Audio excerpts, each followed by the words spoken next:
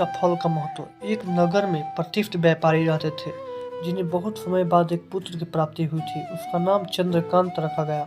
चंद्रकांत घर में सभी का दुलारा तथा अति कठिनाई एवं लंबे समय इंतजार के बाद संतान का सुख मिलने पर घर के प्रत्येक व्यक्ति के मन में व्यापारी के पुत्र चंद्रकांत के प्रति विशेष लाड एवं प्यार था, जिसने चंद्रकांत को बहुत बिगाड़ दिया था।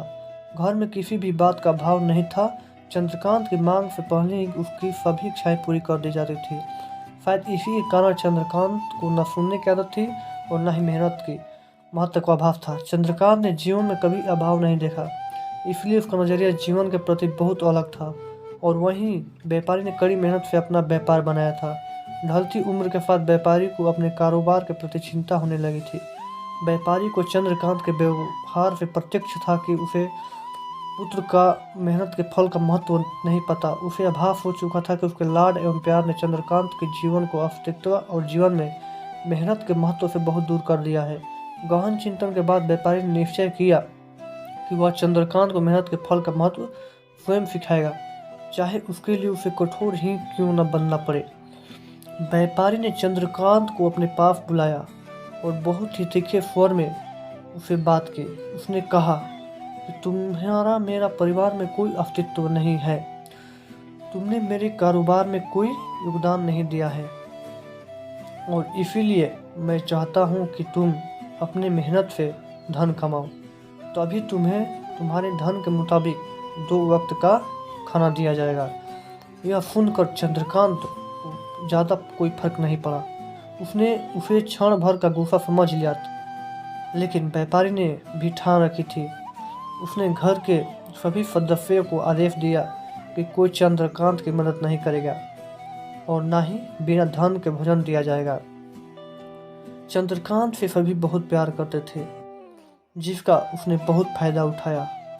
वह रोज किसी न किसी के पास जाकर धन मांग लाता और अपने पिता को दे देता और व्यापारी उसे उन पैसों को कुएं में फेंकने को बोलता, जिसे चंद्रकांत बिना किसी अड़चन के फेंक आता और उसे रोज भोजन मिल जाता। ऐसा कई दिनों तक चलता रहा, लेकिन अब घर के लोगों को रोज रोज धन देना भारी पड़ने लगा। सभी उसे अपनी किडनी कटने लगे, जिस कारण चंद्रकांत को मिलने वाला धन कम होने लगा और उस धन के हिसाब से उसका भोजन भी कम होने लगा। एक दिन चंद्रकांत को किसी ने धन नहीं दिया और उसे अपनी भूख को शांत करने के लिए गांव में जाकर कार्य करना पड़ा। उस दिन वह बहुत देर से थका हारा व्यापारी के पास पहुंचा और धन देकर भोजन मांगा। रोज के अनुसार व्यापारी ने उसे वो धन कुएं में फेंकने का आदेश दिया, जिसे इस बार चंद्रकांत सहजता से स्वीकार नहीं कर पाया और उसने पलटकर जवाब दिया, पिताजी, मैं इतनी मेहनत करके पसीना बहाकर इस धन को लाया और आपने मुझे एक क्षण में फेंकने के लिए बोल दिया। यह सुनकर व्यापारी समझ गया कि आज चंद्रकांत को मेहनत के फल का महत्व समझ में आ गया।